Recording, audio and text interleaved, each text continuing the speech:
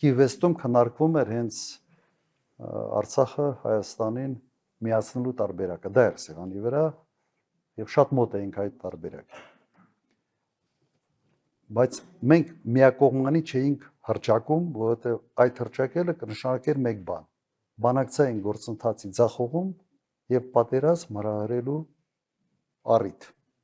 Այս կազուս բելի կոչեցյալ։ Եվ նայեք, եւ մենք այդ բանակցությունները ես չեմ կասկածում, որ արդյունքում մենք կբերեինք մեր ցանկացած տարբերակին։ Ավելի ասենց բարձ ասեմ, մենք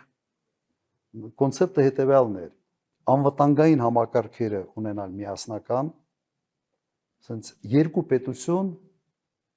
մեկ բանակ ըստ էության, երկու պետություն, մեկ անվտանգային համակարգ։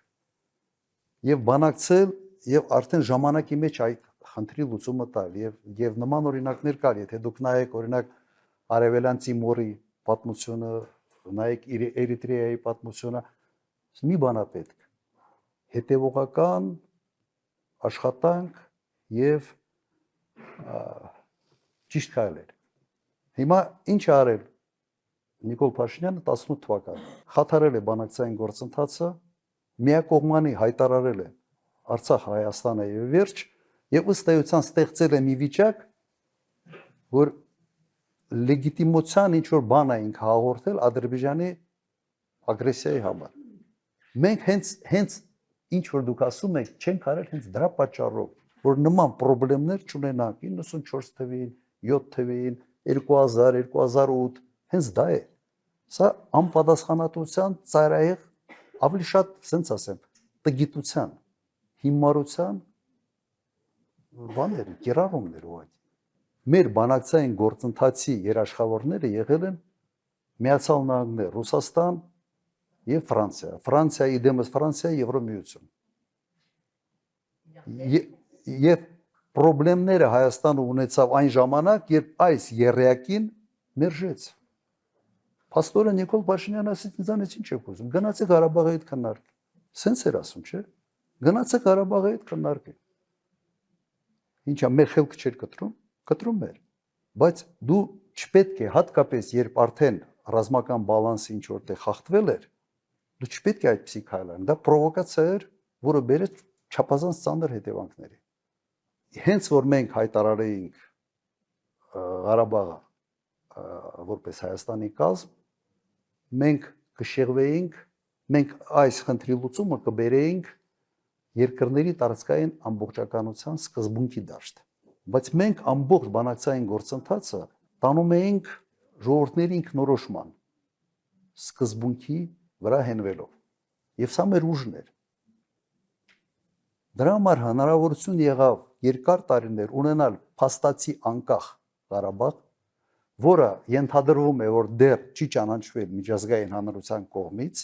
բայց փաստացի ճանաչվել է որպես ինքնորոշված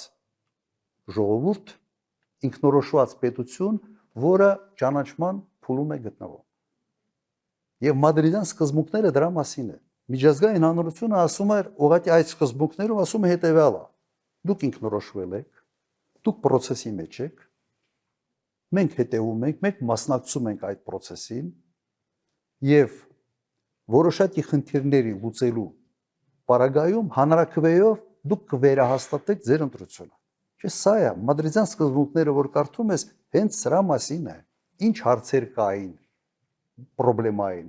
որ մենք ունեինք անվտանգության գոտի Ղարաբաղի շուրջ։ Եվ ստե հարցը հետևյալն է, դու այդ անվտանգության գոտից հրաժարվում ես, հետո ես հարցը կարգավորում, բայց հենց հրաժարվում ես, դու խնդրեմ ես ունենում անվտանգային։ Դրա համար այդ հարցերը իրար հետ կապվում էին։ Եվ ես չեմ կասկածում, որ մենք հաջողության կհասնեինք, եթե չլիներ այլ ավանտյուրիզմը ուղղակի, որը դրսևորվեց 18-19 թվականներին։ Հիշում եք, ես նույնիսկ կիրառեց տերմիններ, ինքը իրեն համարեց, որ սենց բանը, ինչ որ Ռեմբո է միջազգային,